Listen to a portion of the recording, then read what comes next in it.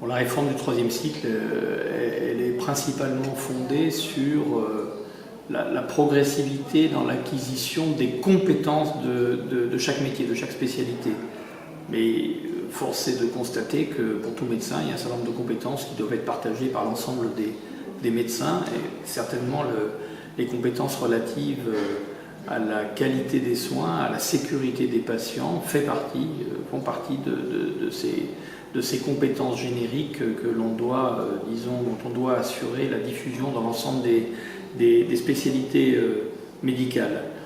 Le problème, c'est que s'approprier les choses, sensibiliser les étudiants, leur mettre à disposition un certain nombre de documents visant à accroître leur connaissance est une chose.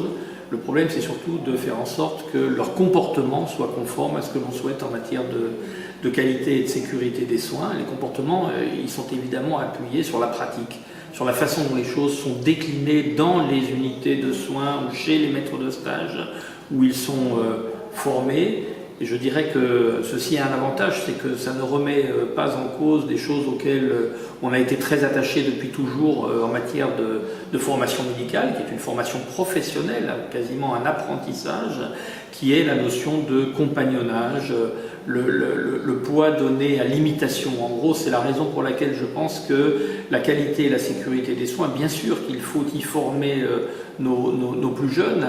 Il faut aussi qu'elle soit vécue par les professionnels que nous sommes comme une exigence, parce que c'est si nous nous l'approprions comme une exigence vis-à-vis des patients que les jeunes nous verront faire, et donc par imitation, par mimétisme, adopteront les mêmes comportements. C'est pourquoi je ne crois pas qu'il faille s'embarquer obligatoirement dans des programmes pharaoniques de formation. C'est au quotidien, dans la vie des services, dans la vie des unités, quelles qu'elles soient, qui accueillent nos jeunes étudiants de troisième cycle, que les choses doivent se faire et qu'on doit mettre en œuvre un certain nombre de points relatifs à la qualité et à la sécurité des soins. Les outils pour ça, ils sont connus. Il faut simplement qu'on se les approprie dans les équipes.